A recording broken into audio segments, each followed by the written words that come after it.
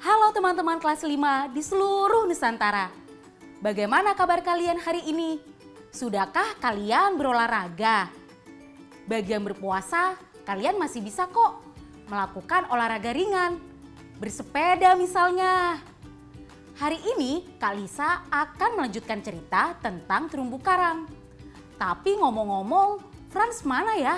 Dari tadi kok belum kelihatan.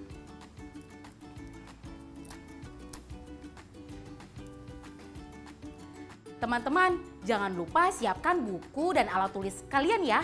Kak Lisa mau lihat Franz dulu nih. Tapi sebelum itu, kita berdoa dulu ya. Sebelum mulai pelajaran hari ini. Berdoa dimulai.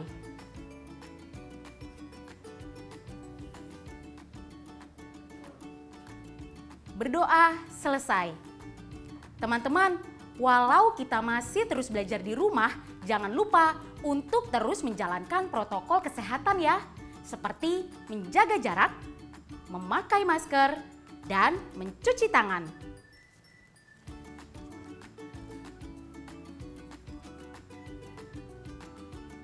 Ayo menyimak.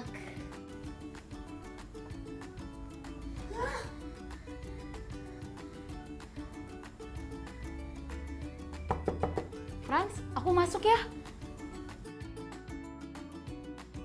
Ya ampun Franz, kamu kenapa?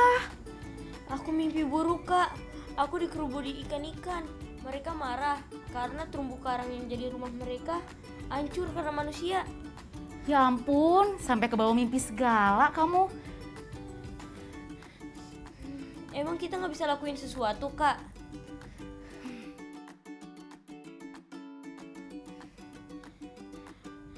Memang sedih teman-teman. Terumbu karang yang sudah hidup di lautan tropis sejak ratusan juta tahun lalu, akhir-akhir ini mulai banyak yang mati dan menghilang. Nah, salah satu penyebabnya karena jumlah manusia yang semakin banyak. Makin banyak manusia yang tinggal di perairan dekat tempat hidup terumbu karang. Mereka menangkap banyak sekali ikan. Akibatnya terumbu karang menjadi kehilangan ikan-ikannya. Jaring-jaring makanan jadi terganggu, sangat terganggu. Jumlah ikan pemakan ganggang jadi makin sedikit, sehingga ganggang tumbuh merajalela. Ganggang yang tumbuh dengan pesat justru dapat membahayakan terumbu karang.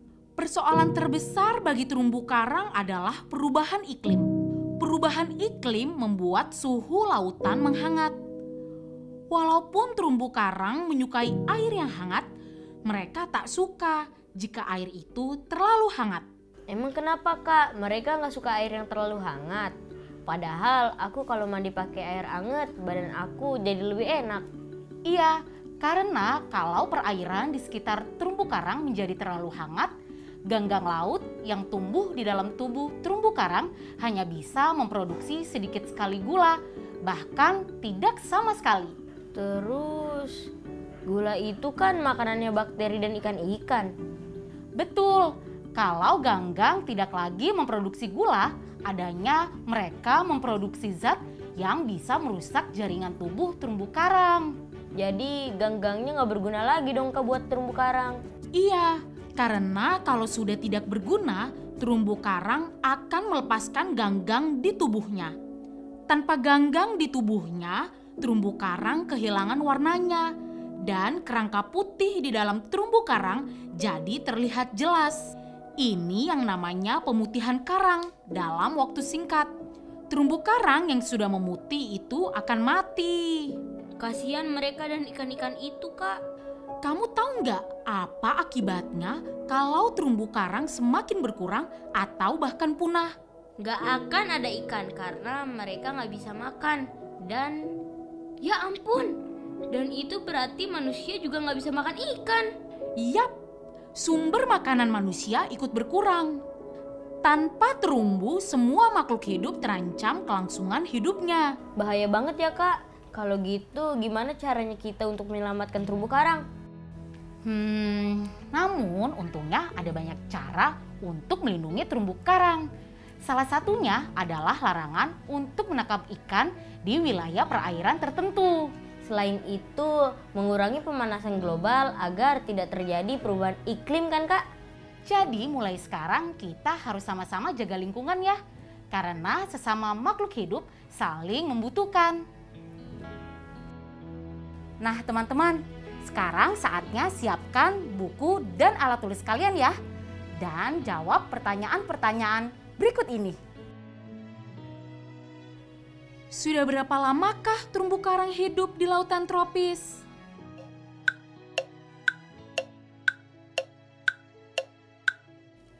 Betul teman-teman, terumbu karang hidup sejak ratusan juta tahun lalu. Apa saja penyebab rusaknya terumbu karang?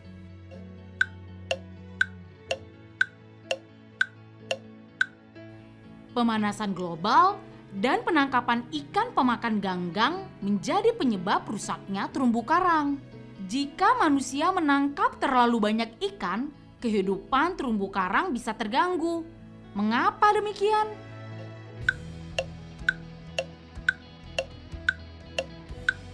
Karena manusia banyak menangkap ikan pemakan ganggang sehingga jaring-jaring makanan terganggu.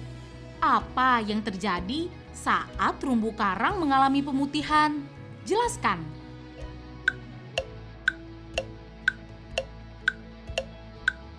Pada terumbu karang, mereka kehilangan warna-warni indahnya. Jika terumbu karang punah, apa kira-kira yang akan terjadi? Makhluk hidup apa akan terkena dampaknya?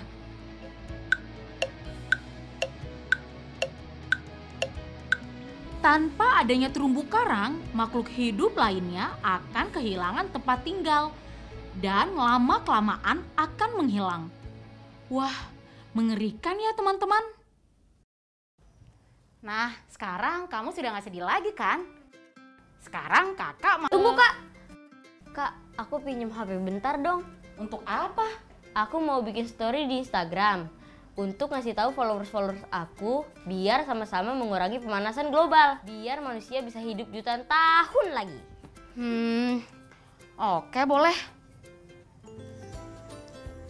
Teman-teman di rumah, kalian juga bisa membuat video di akun media sosial kalian tentang pentingnya menjaga kelestarian terumbu karang. Tapi sebelum itu, kalian kerjakan yang satu ini. Ayo berlatih. Lengkapi kalimat-kalimat berikut ini dengan kata-kata dari dalam kotak yang paling sesuai. Kalian bisa langsung tulis jawabannya di buku kalian masing-masing ya. Titik-titik adalah sekelompok makhluk hidup yang hidup bersama dalam hubungan yang dekat dan saling bergantung.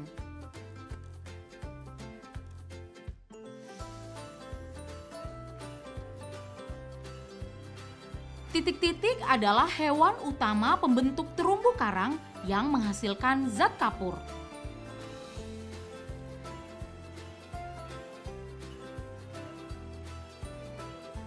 Titik-titik adalah lautan yang mendapat sinar matahari secara terus-menerus sepanjang tahun.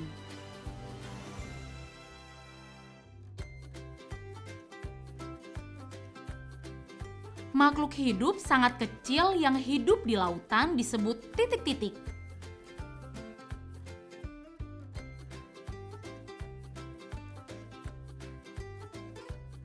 Tanaman laut yang bisa hidup di badan terumbu karang disebut titik-titik.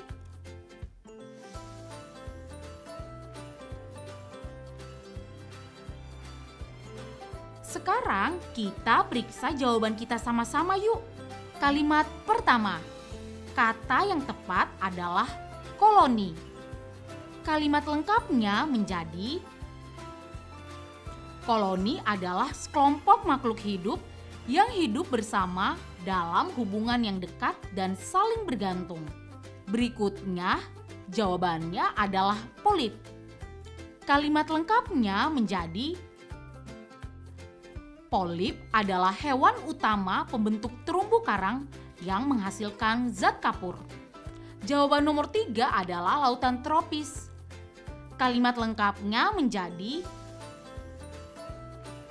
lautan tropis adalah lautan yang mendapat sinar matahari secara terus-menerus sepanjang tahun. Jawaban berikutnya adalah plankton. Kalimatnya menjadi: makhluk hidup sangat kecil yang hidup di lautan disebut plankton. Kalimat terakhir jawabannya adalah ganggang. Kalimat lengkapnya: tanaman laut yang bisa hidup di badan terumbu karang disebut ganggang.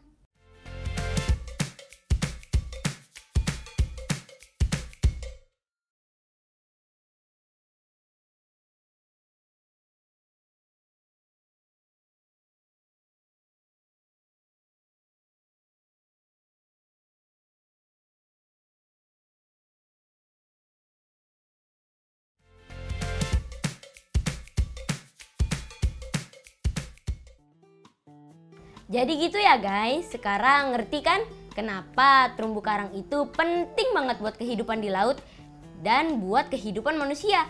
Pokoknya mulai sekarang kita melestarikan terumbu karang. Dah. Nih Kak, makasih. Iya, sama-sama. Tapi sekarang gantian kamu yang bantuin kakak ya. Bantuin ini nih. Ayo memperkirakan. Banyaknya ikan di sebuah kolam disajikan dalam tabel berikut. Coba perkirakan pada minggu keberapa ikan di kolam akan habis? Kalau itu sih gampang Kak, tinggal kita cari aja polanya. Dari minggu ke-1 ke minggu kedua ikan berkurang 1. Dari minggu kedua ke minggu ketiga ikan berkurang 3. Terus dari minggu ketiga ke minggu keempat ikan berkurang 5. Jadi, apa pola yang kamu temukan? Kalau dilihat-lihat, ini ikannya berkurang sesuai dengan urutan bilangan ganjil. Jadi, pasti di minggu kelima, ikan akan berkurang 7, Kak. Begitu seterusnya, sesuai dengan urutan bilangan ganjil dari urutan kekecil ke besar. Kamu hebat, Franz. Bisa jawab dengan benar. Nah, teman-teman, silakan lanjutkan pola pengurangannya ya. Setelah itu, kalian akan menemukan jawabannya. Selamat mencoba. Sekarang kita sama-sama simak yang satu ini. Ayo membaca. Salah satu fauna khas Indonesia bagian timur adalah komodo. Komodo adalah spesies biawak besar yang tempat hidup alaminya hanya di Pulau Komodo dan sekitarnya di Nusa Tenggara Timur. Sebagai hewan endemik, komodo termasuk satwa yang dilindungi. Banyaknya komodo terus diamati dari waktu ke waktu. Tindakan ini bertujuan untuk memantau kelestarian komodo agar tidak punah. Data perhitungan populasi komodo dari tahun ke tahun dapat dilihat dalam gambar berikut ini. Data ini disajikan dalam bentuk diagram garis atau grafik. Pada diagram ini, kita dapat mengetahui bahwa banyaknya komodo bersifat fluktuatif, artinya kadang-kadang populasinya naik dan kadang-kadang populasinya turun. populasi komodo pernah menurun pada tahun 2016 dan naik kembali pada tahun-tahun berikutnya. Pada tahun 2019, populasi komodo tercatat paling tinggi dalam 5 tahun terakhir. Diagram garis itu sangat cocok untuk menampilkan naik turunnya data sesuatu dalam kurun waktu tertentu. Arah kemiringan garis yang menunjukkan naik turunnya data sangat mudah dibaca, sedangkan kecuramannya dapat menjelaskan naik atau turunnya data tersebut. Sekarang, perhatikan dua gambar berikut ini. Bandingkan dua grafik ini. Dengan melihat arah garisnya, kita dapat langsung mengetahui bahwa dari minggu ke minggu banyaknya ular sawah mengalami kenaikan. Tingkat kenaikan atau penurunan juga bisa kita ketahui dari kemiringan garisnya. Pada grafik banyaknya ular sawah, terjadi kenaikan populasi ular sawah di minggu ketiga dibanding minggu kedua. Kita lihat garisnya semakin menanjak. Sebaliknya, terjadi penurunan drastis populasi tikus dari minggu kedua ke minggu ketiga. Gampang kan membacanya? Ayo mencoba. Teman-teman, tahu tidak? Naik turunnya populasi komodo dipengaruhi oleh naik turunnya populasi hewan lain yang menjadi makanannya di alam. Kayak populasi ikan yang dipengaruhi oleh populasi terumbu karang ya kak? Ya ampun, dari tadi kamu menyimak juga. Ya iya dong, kan Kalisa ada di sini. Kak, komodo itu biasanya makan apa sih? Gak makan manusia kan? Biasanya di habitat liar, komodo makan kuda atau kerbau. Hah? Kuda yang sebesar itu bisa dimakan sama komodo? Berikut data banyaknya komodo, rusa, dan kerbau yang hidup di tempat yang sama dari waktu ke waktu. Nah, coba sajikan data pada tabel ini dalam bentuk diagram garis. Gunakan warna yang berbeda untuk setiap garis ya. Kalian masih ingat kan caranya? Pertama, buatlah garis sumbu mendatar dan vertikal seperti gambar di samping. Lalu, buatlah titik-titik sesuai data yang diberikan. Contohnya, data banyaknya komodo menggunakan titik dan garis berwarna merah seperti gambar di samping.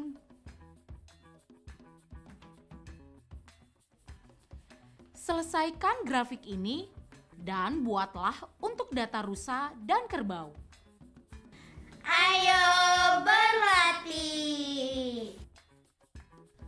Perhatikan data populasi ular sawah dan tikus sawah ini.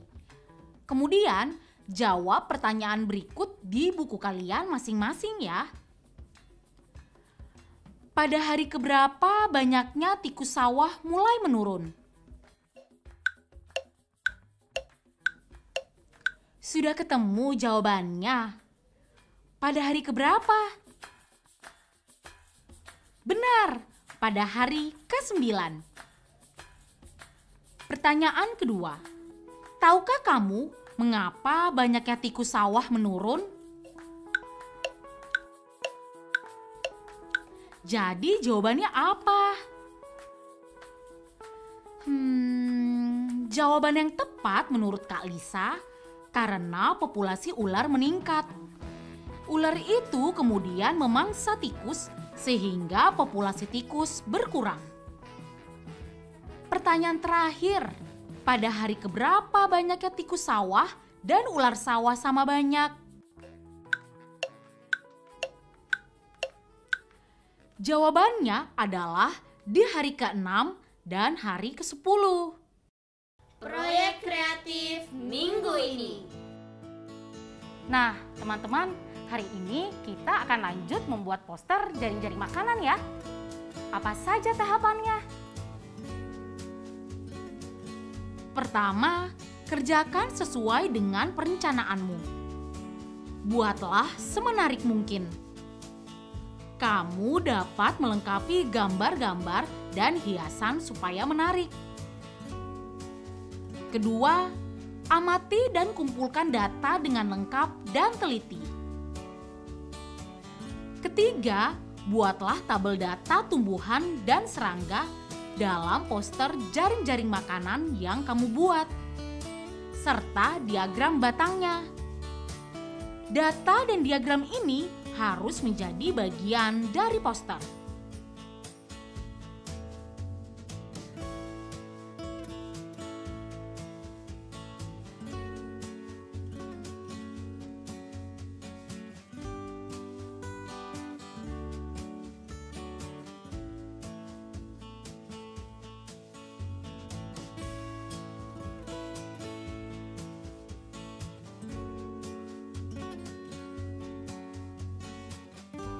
Jangan lupa setelah poster selesai, beritahu hasilnya kepada ayah, ibu, atau keluarga yang lain. Ya kan, Kak? Tepat. Kemudian minta mereka untuk membuat penilaian seperti yang ada pada tabel berikut ini. Selamat mengerjakan poster ya teman-teman. Setelah ini kita akan berefleksi. Refleksiku. Teman-teman, hari ini kita sudah belajar apa aja ya? Kita coba ingat satu-satu ya. Pertama, kita belajar mengenal penyebab berkurangnya ekosistem terumbu karang dan apa akibatnya bagi makhluk hidup. Kita juga belajar kosakata baru dan melengkapi kalimat dari kosakata baru itu. Lalu juga belajar memahami apa itu diagram garis, serta bagaimana membuat dan membaca data pada sebuah diagram garis. Bagaimana perasaan kalian? Senang? Bingung? Mudah-mudahan nggak bingung ya. Dan jangan sedih juga kalau kalian belum paham materi hari ini. Karena kita selalu bisa terus belajar dan berlatih. Pamit dulu sana sama teman-teman. Oh iya, sampai jumpa lagi teman-teman.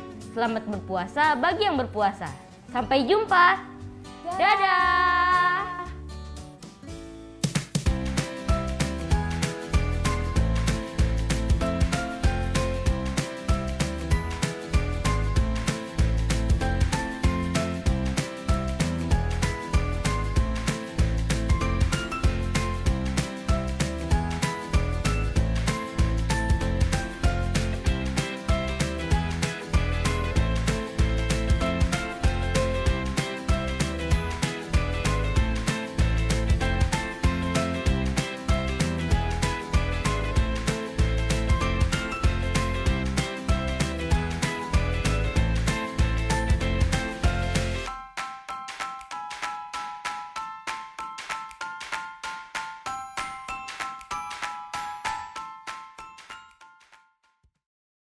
Sekarang tetap belajar dari rumah ya teman-teman.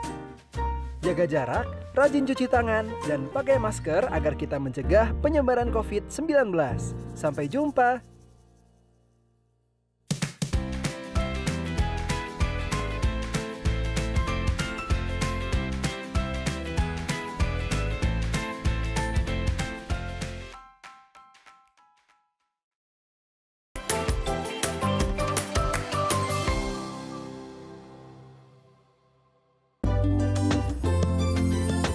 Sering-sering cuci tangan, gunakan sabun, pakai masker, menutup hidung mulut.